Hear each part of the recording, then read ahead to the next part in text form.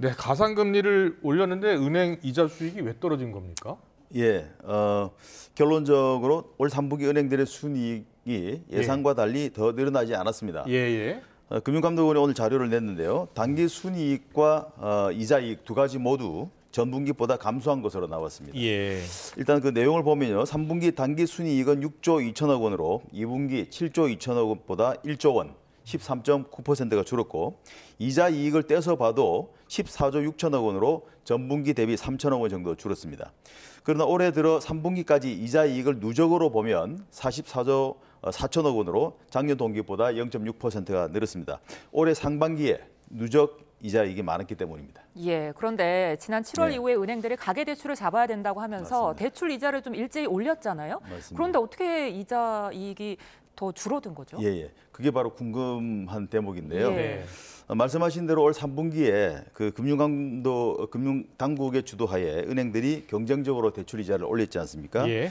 우대 금리를 축소하는 것도 결국 금리를 올리는 행위라고 볼 때 5대 은행만 놓고 봐도 지난 7월 이후에 무려 26차례 대출 금리를 올렸습니다.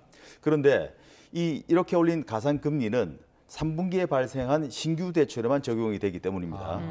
은행의 이자 이익이라는 건 훨씬 이전부터 쌓여온 전체 대출의 이자 수익이기 때문에 3분기에 신규 발생한 대출은 극히 일부의 영향만 준다. 이런 분석입니다. 그렇군요. 그러니까 3분기에 인상된 가상금리 영향보다는 그 이전의 금리 영향이 더 큰데 올해 초부터 기준금리 인하 기대감 때문에 1, 2분기에 시장금리가 떨어지기 시작하면서 대출금리는 큰 폭으로 하락했지만 예금금리는 상대적으로 내림폭이 작아서 순이자 마진이 급감한 영향이 이번 3분기 이자 이익 결산에 더 큰 영향을 미쳤다. 이렇게 분석되고 있습니다. 그렇군요. 그런데 과거에 빌렸던 대출이라도 변동금리 대출일 경우에는 그 인상된 금리가 적용되는 거 아닙니까? 예, 우리가 일반적으로 이제 그렇게 생각을 하기 쉬운데 그게 아니더군요. 예. 저도 오늘 확인을 해봤더니 변동금리 대출의 경우에 금리가 바뀔 때는 바뀔 당시에 기준금리에 영향을 받지만 예. 은행이 임의로 올리는 가상금리에 영향을 받지 않습니다.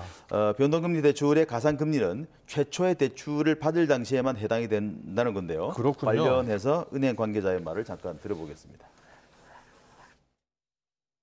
신규는 아시다시피 그 가상금리도 많이 올랐고 대출 만기는 지담률이 30년 이상이니까 30년 동안 가상금리는 안 바뀌어요. 기준금리가 바뀌는 거예요.